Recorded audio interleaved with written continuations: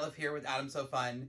All right, so I'm stitching this out, continuing on the same quilt, and I did my first row, so you can see it over here. I got the message, long jump, pause, and I'm ready to advance my quilt. So first things first, I'm going to pull up my bobbin and get this out of the way.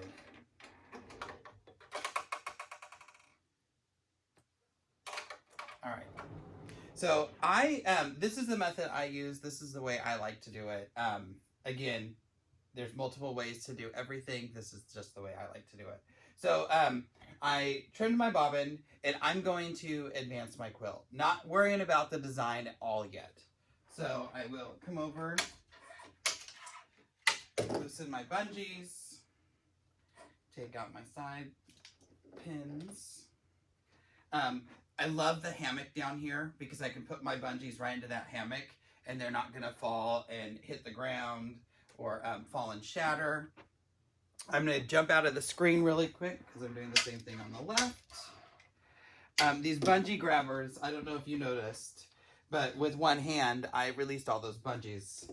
It's so much easier. I'm not just saying it. I love those things. All right. So my bungees are off. I'm ready to advance my quilt. So I'm going to release my ratchets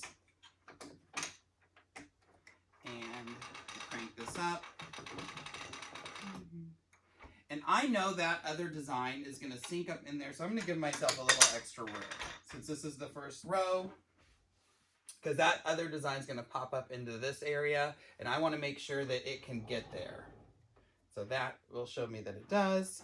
Now, I also, you can see kind of the looseness of my batting. I'm going to do what I call the pancake pull, and I kind of just get it and coax it out to get it nice and straight in there. And then this just pops back onto my hammock. And I usually do this coming from the other direction. You don't want to grab it and pull it because you'll just stick your handprint in it.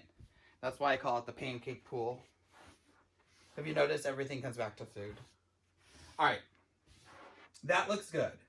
So now I'm going to reclamp my side clamps, or in my case, I'm going to repin my side clamps.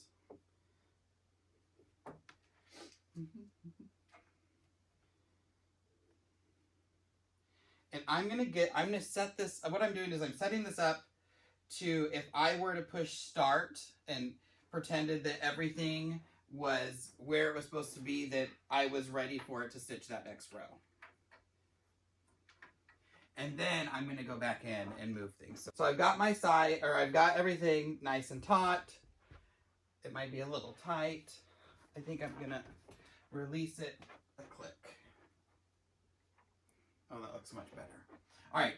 And then I don't have my Surefoot on, so I'm not going to use a ruler because you can't use a ruler with the glide foot. But I'm going to stitch down my sides because that's what I like to do. I will come into my infinity screen and change my stitch length down to 5.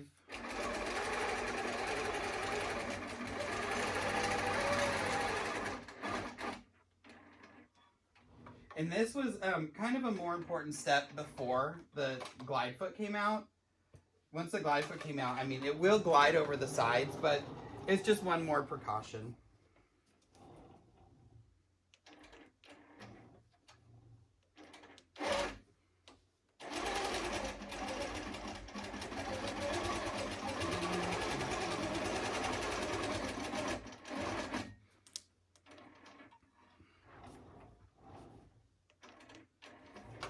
All right. So now my quilt is ready, and if I were to push start, if this were all lined up, I'm going back to 10 stitches per inch, so I don't forget that. If this were all lined up, if I push start, I know that I'm confident that the quilt is ready to be quilted. So now it's time for the drag and drop. So I'm going to bring you into a different angle so you can kind of see what's going on with the quilt and with the screen, and I will see you in just a second. Okay, I'm holding the camera, so I hope I don't make you too dizzy. So step 1, I want to find a place in my design. So here's my previous row. I want to find a point in my previous row that I can find here, on my quilt top, but also when I come to my screen, I could find it somewhere in here. I like to do something towards the middle, so I'm gonna look around in this area, and it can't be like, it can't be this point, too close to the bar, I'll hit it. But this design has a lot of nice points in it, and I think knowing that that circle is gonna come up here, I'm gonna use, there's a point right here. Can you see that? This is gonna be my point that I can find because it's right after that really big feather and before it goes back down, right after a curl. So I will be able to find this. So first thing first, I'm gonna come to my screen and I'm gonna find that point. And let's see, here's my first row. I'm gonna zoom in on that. All right, and my point is this one right there. That's the point I picked. So I'm gonna move my crosshairs right to that point. I'm gonna zoom in. I like to get pretty close. And now that I'm right on that point, I'm gonna come over to my sidebar and I'm gonna hit drag. So step one, you're finding that point on your screen. Now I'm not gonna look at the screen anymore. It's time to go down to my quilt. Let's see if I can get an angle good. There we are. So now I'm coming down to my quilt and I'm gonna move my needle straight back to that point right here. There, straight back to my point right there. So now I'm moving, not worrying about what's happening on the screen. I have my laser light. For those of you with the Avante or the Fusion or the 16, you now have a laser light that you can buy. It mounts to this piece, shoots right down at your needle, plugs into your USB. Very nifty to have. So I can see, let's see, there's my laser shooting right down at my point. Love it. I'm gonna zoom out. And now I'm gonna look back up here, hit my house, and I'm gonna hit the drop button.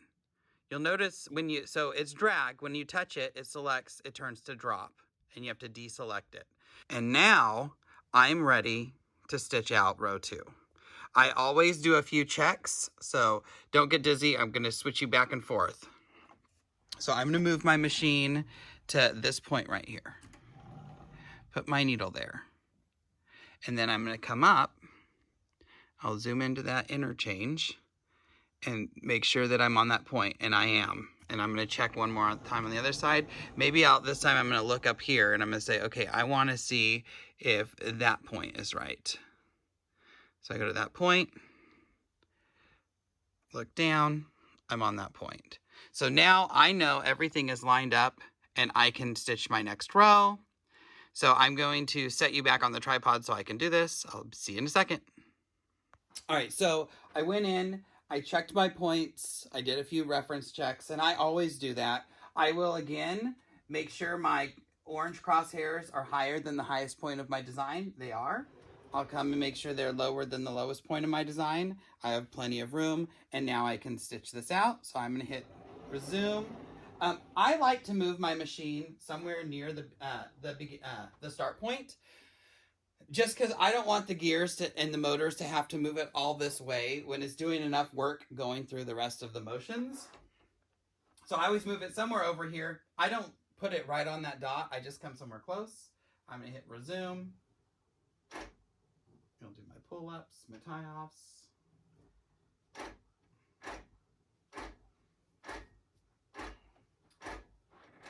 And now I'm gonna continue to stitch, and I will do the rest of this quilt and come back so I can show you how I crop out that final row, because we did make it much bigger than we needed it to be. So hopefully you saw something. I'm gonna pause this really quick.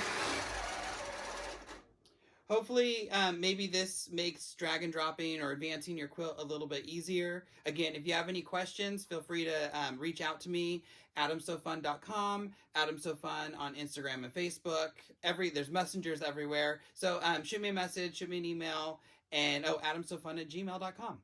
That's my email. But yeah, happy quilting, and I hope you're loving your long arm machines, and we'll see you soon. Bye.